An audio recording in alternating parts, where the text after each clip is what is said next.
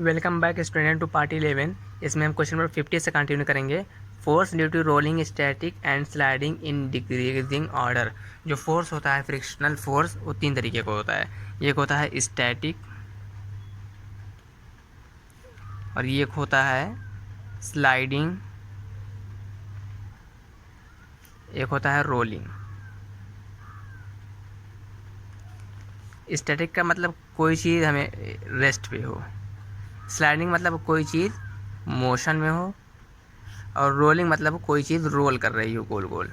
तो रेस्ट का मतलब मान लो एक बॉक्स है ज़मीन पे रखा हुआ है, ये हो गया स्टैटिक। और ये यही बॉक्स ज़मीन पे रखा हुआ है लेकिन ये मोशन में है, ठीक। और एक व्हील है जो साइकिल का चक्का है मान लो, या फिर गैस सिलेंडर आप ले जा रहे हो कहीं, ये वो है, तो ये भी जा रहा है कहीं। तो इन तीनों फ्रिक्शन में किसका फ्रिक्शन सबसे ज़्यादा होगा वो पहले रखना है, फिर उसके बाद फिर इसको, क्योंकि हमको देखा है डिक्रीजिंग ऑर्डर में हमको इसको रखना है। तो कोई भी चीज़ जब रेस्ट पे होती है, कोई भारी चीज़ हो, तो उसको हम धक्का देते हैं तो मोशन में लाने के लिए ज़्यादा ताकत लगती है। जब एक बार मोशन में आ जाता है फिर उसके बाद थोड़ा सा हम कम ताकत लगा के उसको, उस मोशन को हम कंटिन्यू रखे रहते हैं। इसका मतलब कि जो रेस्ट पे है इसको चलाने के लिए बहुत ज़्यादा हमको फोर्स लगाना पड़ेगा। वो फोर्स क्यों लगाना पड़ेगा? क्योंकि पीछे से एक फ्रिक्शनल फोर्स लग रहा है, वही अपोज कर रहा है। तो फ्रिक्शन फोर्स के बराबर हम फोर्स लगाएंगे तब ये चलना शुरू होगा। वो फोर्स सबसे ज़्यादा होगा क्योंकि ये अभी रेस्ट पे था। अब जब एक बार चल गया ये, उसके बाद हम थोड़ा सा कम इफर्ट लगाएं, फिर भी एक कंटिन्यू हम इसको रख सकते हैं, मगर मतलब कि इसको हम कम ताकत में चला सकते हैं। तो लेकिन ये दो चीज़ हो गई। अब जो रोलिंग फ्रिक्शन होता है, जैसे साइकिल चलाते हैं या फिर गैस सिलेंडर ले जाते हैं, जब खाली हो जाता है या भरा रहता है वापस लाते हैं, तो उसको हम रोलिंग करते हुए लाते हैं। पैर से एक बार मार देंगे फिर कुछ दूर तक जाएगा।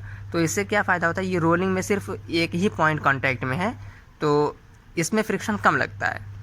तो इसमें कम लगता है इसलिए हम एक बार पैर से मारते हैं दूर तक जाता है। इस पर फोर्स पीछे की तरफ बहुत कम लगता है, इन दोनों के कंपेयर में इसमें बहुत कम लगता है। तो ये बड़ा बना, इससे छोटा, ये उससे छोटा। तो हमको रखना था डिक्रीजिंग ऑर्डर में, मतलब कि सबसे ज़्यादा इसका हो गया, फिर इसका, फिर इसका। तो अगर हम ऑप्शन देखें 50 का सी हो जाएगा, जो स्टैटिक सबसे ज़्यादा, स्लाइडिंग उससे कम, रोलिंग उससे भी कम। यही हमारा आंसर हो जाएगा 50 का। अब देखते हैं question number 51। Sound can travel through. Sound कहाँ कहाँ ट्रेवल कर सकता है? तो साउंड सॉलिड में भी ट्रेवल कर सकता है, लिक्विड में भी ट्रेवल कर सकता है, और गैस में। मतलब कि sound can travel in all medium, मतलब कि ऑल ऑफ दीज। कहाँ नहीं ट्रेवल कर सकता? ये सिर्फ और सिर्फ वैक्यूम में नहीं ट्रेवल कर सकता जहाँ एयर ना हो। इसीलिए देखते हैं कार में जब शीशा बंद हो जाता है, बाहर की आवाज़ अंदर नहीं जाती है। तो 51 भी हो गया। क्वेश्चन नंबर देखते हैं 52। A body floats in a liquid if the बॉइंट force is. Zero होगा तब फ्लोट करेगी, या फिर ज़्यादा होगा या कम होगा, या फिर उस बॉडी के बराबर ही होगा, कब बॉडी फ्लोट करेगी। तो मान लो ये पानी है, मैं बना के दिखा रहा हूँ, ठीक। और यहाँ पे कोई बॉडी रख दी है जो फ्लोट कर रही है इसमें। तो ये फ्लोट कब करेगी? देखो, इसका भी कुछ अपना मास होगा, तो नीचे की तरफ mg फोर्स लग रहा होगा। मतलब कि अगर हम छोड़ देते हैं किसी चीज़ को तो नीचे गिर जाती है ना, तो वही फोर्स गिरने वाला नीचे लग रहा होगा। लेकिन ये फ्लोट कर रही है, क्यों? क्योंकि जो पानी है ये भी ऊपर की तरफ इस पर फोर्स लगा रहा है, इस पर। तो मैं नीचे बना रहा हूँ समझने के लिए। ये इस पर जो है फोर्स लगा रहा है ऊपर की तरफ। इस फोर्स को हम अपथ्रस्ट कहते हैं, ठीक, या फिर बॉयंट फोर्स कहते हैं, जहाँ पे जो यहाँ पे लिखा है वही कह रहा है कि अगर ये फ्लोट कर रहा है तो बॉयंट फोर्स ज़्यादा होगा इस mg फोर्स से, कि ज़ीरो होगा या फिर बराबर होगा, क्या होगा? तो ये बॉयंट फोर्स जब mg से ज़्यादा होगा, मतलब कि buoyant force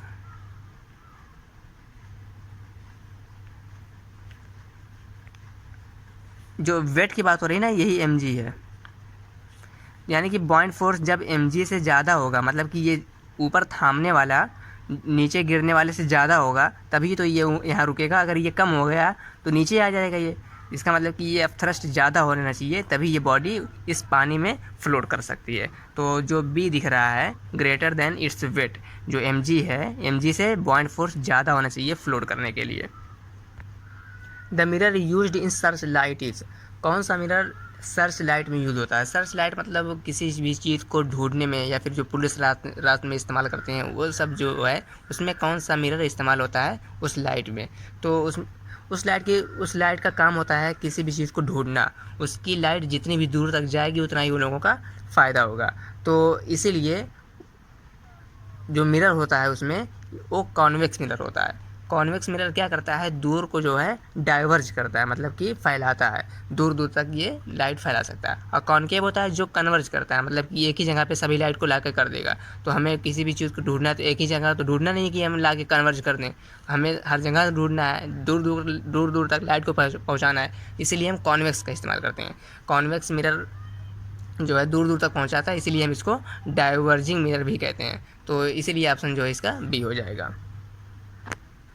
an electric bulb converts electrical energy into, जो इलेक्ट्रिक बल्ब होता है जो जलता है वो इलेक्ट्रिकल एनर्जी को किस में कन्वर्ट करता है, क्या साउंड एनर्जी में कन्वर्ट करता है, या फिर न्यूक्लियर एनर्जी, मैकेनिकल एनर्जी, या फिर कोई नहीं। तो लाइट एनर्जी, जो बल्ब है वो तो लाइट एनर्जी देता है ना, जो लाइट देता है मतलब कि वो एनर्जी है, वो लाइट एनर्जी है। तो इस ऑप्शन में कहीं लाइट एनर्जी है ही नहीं, यानी कि the electric bulb converts electrical energy into light energy, ये सही होगा। लेकिन इसमें है ही नहीं है, तो ये नॉन ऑफ दीज हो जाएगा। तो पहला क्वेश्चन ऐसा आया जिसमें हमें आंसर नॉन ऑफ दीज लगाना पड़ा। The steel is an alloy of, steel किस चीज़ का अलॉय है, तो स्टील हो गया, ब्रास हो गया, स्टेनलेस स्टील हो गया,